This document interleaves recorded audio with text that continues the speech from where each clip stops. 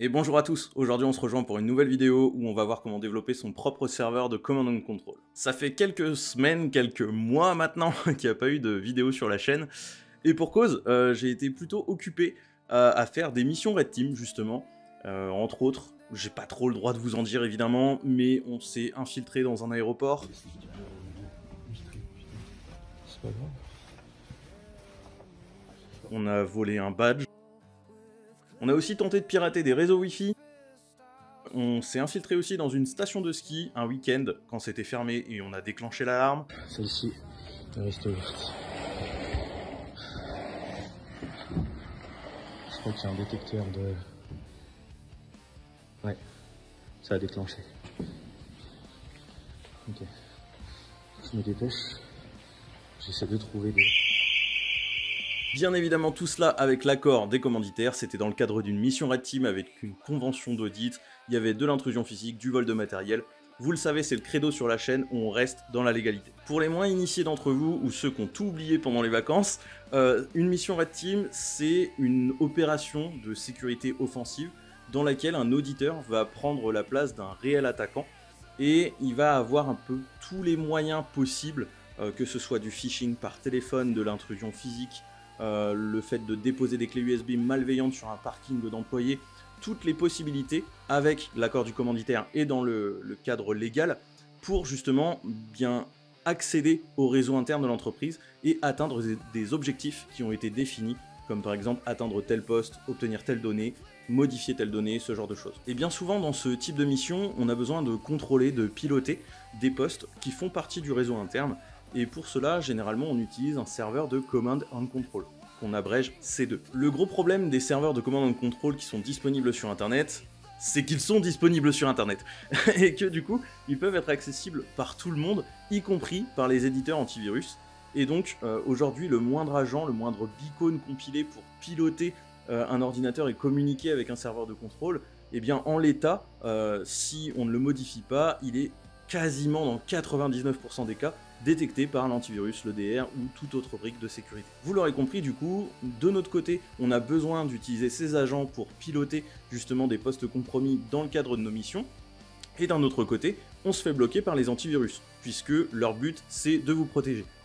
Et bien dans ce cas de figure, on a deux cas possibles. Soit on va essayer de modifier suffisamment l'existant pour que ça passe sous les radars des antivirus, soit on recrée quelque chose de complètement à zéro, et on essaye justement de passer sous les radars avec quelque chose qui n'a jamais été vu, qui est inconnu. On a déjà vu plusieurs exemples sur la chaîne YouTube qui permettent justement d'obfusquer un petit peu des agents existants, notamment avec Dictobfuscation, que j'ai sorti sur mon GitHub, le lien est en description de cette vidéo. Mais je me suis dit que cette fois-ci, ce serait bien de repartir complètement à zéro, et pourquoi pas d'essayer de le faire dans un langage qui est assez simple à comprendre, pour que je puisse le partager à la communauté, et que chacun, en quelque sorte, puisse développer, reprendre ce projet, et le faire grossir, le personnaliser, pour avoir son propre serveur de command and control. Ce projet, il s'appelle Voltchock, et il a 3 briques. Une brique serveur, une brique client, et une brique agent.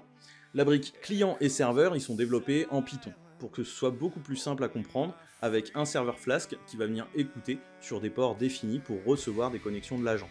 Et cet agent, eh bien, il est codé, développé en C++, en C++, pour que ce soit le plus bas niveau possible et qu'on puisse le personnaliser le plus possible. Alors attention, j'ai pas du tout la prétention de devenir le nouveau Cobalt Strike, loin de là, pas du tout même. Mon but, c'est de vous fournir une base stable, qui fonctionne, qui est très limitée. On peut se déplacer dans des répertoires, uploader, télécharger, exécuter des binaires en mémoire, mais ça se limite à ça. Le but, c'est vraiment de vous fournir le code, vous pouvez l'utiliser, l'améliorer et ensuite le garder pour vous, pour vos propres missions ou le repartager sur internet. La première chose, et c'est la plus importante, c'est la communication entre l'agent et le team server. Ici, je suis parti sur du JSON, bien évidemment pour obfusquer un petit peu les communications, et bien toute la data qui est transmise est XORée avec une clé symétrique et ensuite encodée en base 64. J'ai volontairement évité d'utiliser du chiffrement des communications comme de l'AES par exemple, pour éviter l'augmentation de l'entropie. Le JSON a toujours à peu près la même forme, on a une tâche de base, par exemple upload ou download ou execpe, et ensuite des sous-options qui sont individualisées pour chaque thématique. C'était vraiment la première brique de ma roadmap. Je me suis concentré sur la partie communication, j'ai choisi volontairement de l'HTTP, on peut également mettre de l'HTTPS, mais dans ces cas-là, il y aura une gestion de certificats, etc. Je voulais pas m'embêter avec ça dans un premier temps, J'ai essayé aussi de partir sur du DNS, ça marchait très bien, mais on était limité en termes de longueur de data, donc j'ai vite abandonné. Dans un second temps, j'ai développé la partie upload-download. Et bien tout simplement, en fait, ça va prendre les bytes directement du binaire ou du fichier que vous voulez transférer d'un côté ou de l'autre, hein, et ça va les encoder et les transmettre en base 64. Et ensuite, ça va les réécrire de l'autre côté, tout simplement. J'ai ensuite développé le client. Le client peut se connecter sur un team server, ce qui veut dire qu'on peut avoir plusieurs clients qui se connectent au même team server. Donc on a plusieurs auditeurs qui peuvent se connecter sur le même serveur pour piloter plusieurs agents. Une fois que toute cette base a été construite, je me suis dit que ce serait intéressant de pouvoir compiler notre agent en plusieurs formats, en shellcode, en DLL, en .exe, etc. Et donc du coup, j'ai développé la partie DLL. Et très vite, je me suis dit que ce serait super intéressant d'avoir juste un shellcode qui puisse s'auto-loader pour que derrière on puisse avoir nos propres droppers. Je le rappelle, le but d'un dropper, c'est de pouvoir exécuter une charge malveillante. Le dropper en lui-même n'est jamais malveillant, mais de pouvoir exécuter une charge malveillante directement dans la mémoire de l'ordinateur. Pour la partie shellcode, je me suis basé sur la méthodologie SRDI de Stefan Fewer. Tout simplement, j'ai utilisé un stub, un petit bout de code, qui va permettre au tout début de notre shellcode de charger la DLL, donc notre agent au format DLL, qui est Position Independent, pour la mapper en mémoire, ensuite résoudre ses imports, et ensuite bien exécuter son point d'entrée pour exécuter justement notre agent. Enfin, je suis passé sur une partie un peu plus complexe, qui est l'exécution de PE en mémoire, donc l'exécution de .exe en mémoire, sans dépôt sur le disque. Et en fait, c'est beaucoup plus simple qu'il n'y paraît.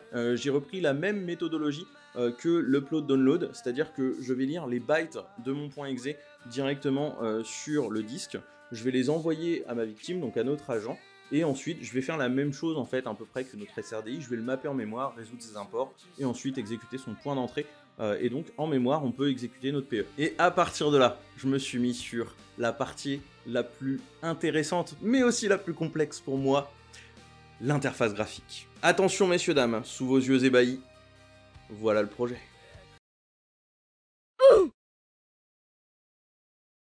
Ouais, ok, c'est claqué mon gars. Bon, j'avoue, la première version, elle était dégueulasse. En soi, c'est la première fois que je développais une application graphique. J'ai pas du tout une âme de graphiste, je pense que vous l'avez vu avec la majorité des miniatures de la chaîne YouTube. Bref, on a essayé d'améliorer ça après. Évidemment, c'est un projet open source, donc je pouvais pas me permettre de me payer les services d'un professionnel du graphisme. Donc j'ai utilisé tout simplement notre ami ChatGPT, qui m'a fourni un logo, voilà, qui correspondait à Voltchok, donc Voltchok en fait qui veut dire loup en anglais, d'où le logo en tête de loup. Et donc voilà où on en est aujourd'hui. J'ai utilisé le projet en production, pour ma dernière mission Red Team notamment, ça n'a pas été détecté par l'antivirus et l'EDR, donc c'est fonctionnel en l'état. Ce qui serait intéressant, c'est qu'aujourd'hui tout se passe en live, vous coupez le team server, et bien il n'y a pas de persistance en fait des agents. Si vous redémarrez votre team server, il n'y a plus d'agents en cache qui sont gardés et ensuite mis à jour lors de la reconnexion. Donc ce qui serait intéressant, c'est de pouvoir mettre en place justement une petite base de données. J'avais pensé à du SQLite par exemple, c'est ce que fait Avoc, pour pouvoir garder en mémoire l'historique des commandes, notamment pour revenir aux commandes précédentes dans la partie GUI de notre client, pouvoir garder le résultat des commandes également, pouvoir garder l'historique des connexions de nos agents, bref, tout ça, toute la partie un peu logging et la partie persistance des agents, ça pourrait être super intéressant de l'implémenter. La partie également SOX Proxy, pouvoir fournir un accès via un proxy SOX sur notre victime à notre auditeur, et bien ce serait super intéressant, on pourrait injecter beaucoup plus de trafic sur le réseau local de notre victime. Bref, il y a encore plein de choses à faire, hein. Je le redis encore une fois, j'ai pas du tout la prétention de développer le C2 de demain. Je voulais juste partager ça avec vous. Vous retrouverez le lien du repo GitHub dans la description de cette vidéo. Vous pouvez essayer, vous pouvez pousser des améliorations, vous pouvez même les garder pour vous si vous voulez l'utiliser en privé. N'oubliez pas tout de même le maître mot, on reste dans la légalité, on fait toutes nos actions avec une convention d'audit et l'accord du propriétaire du matériel. Moi je vous dis à très vite pour de nouvelles vidéos et d'ici là, portez-vous bien.